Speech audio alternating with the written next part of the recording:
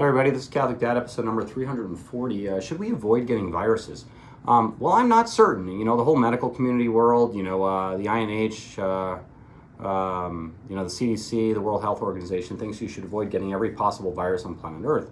I think that's probably because there's big money to be made in trying to stop people from getting viruses, and there's a lot of social control to be made when we're trying to control people to not get viruses. And so these organizations that want central authority, they want power, and they also want money, for sure they're going to sell you a product that you don't necessarily need.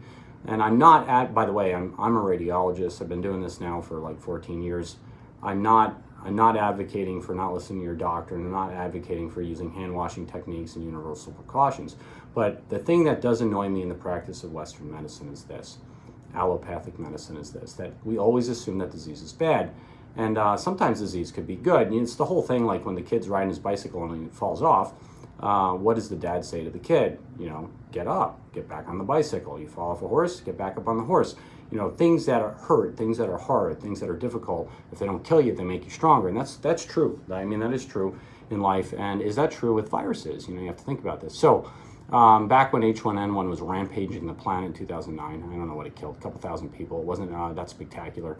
But everybody was hysterical about it. But there are some articles published back then, you can actually look them up in the BBC, the Wall Street Journal, that if you get H1N1, you actually develop super immunity to essentially all other strains of the flu. Meaning that if you get H1N1 in your lifetime, you are now immune to essentially all other flu.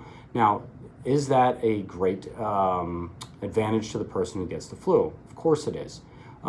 Because flu can kill you, for sure it can, and flu certainly kills people when they're older. So if you're young and healthy, and the population tends to be young and healthy, and you get H1N1 run through the population, you've made the population much, much, much stronger if people survive the flu. Now that's the question, if they survive the flu.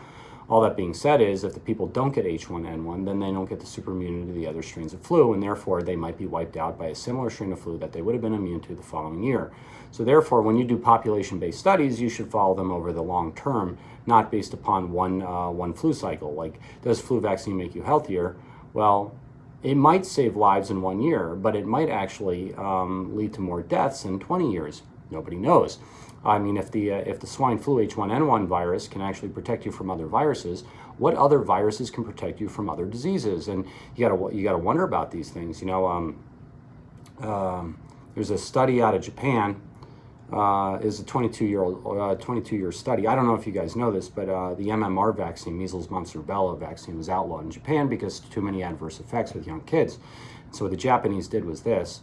They outlawed MMR, and they actually made it your freedom, your right, your liberty to actually decide if you get vaccinated or not. And whether you know this or not, measles is actually endemic in Japan. They actually have measles every single year in Japan. So the Japanese government decided to follow people based upon whether they got measles or they got the measles vaccine, and that's the entry point to the study. So people that got measles, they entered in the study. People that got the measles vaccine, they entered in the studies. And what did they find? They found that the people that got the measles vaccine never got measles, but they followed them for the course of 22 years. And at 22 years, what did they find out?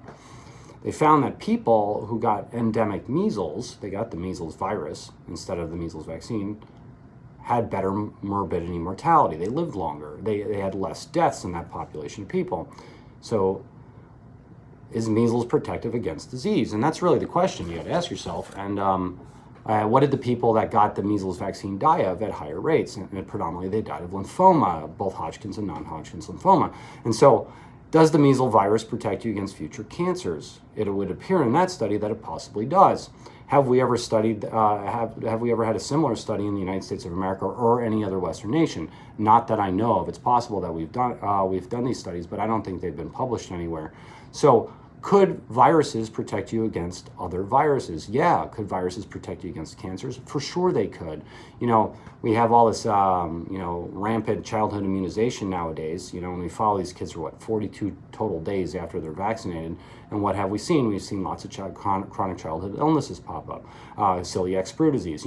I don't know if you know this, but the viral flora of your gut is far greater than the bacterial flora of your gut. And so when we start altering the viral genomic immunologic potential of a human being, are we altering the composition of our gut flora? Could we have created a celiac sprue epidemic based upon childhood vaccinations? It's possible.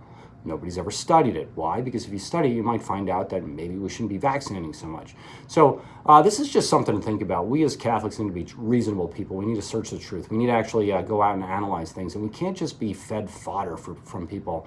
You know, the medical world does it all the time. The media world does it all the time. That you know, something happens that could kill somebody, everybody thinks it's horrible. Well, it could actually be beneficial to you. It could be beneficial to the majority of the population, except for the old and weak.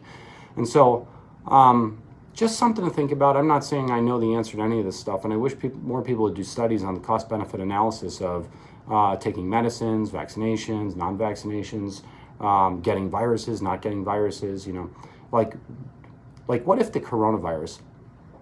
And think about this: turns into a worldwide pandemic, which it appears as if it is, and it kills a whole bunch of people. Let's say 3-4 million people, or something crazy like that.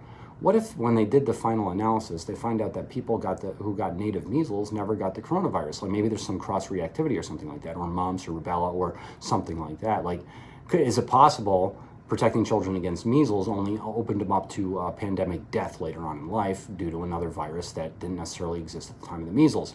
That's possible.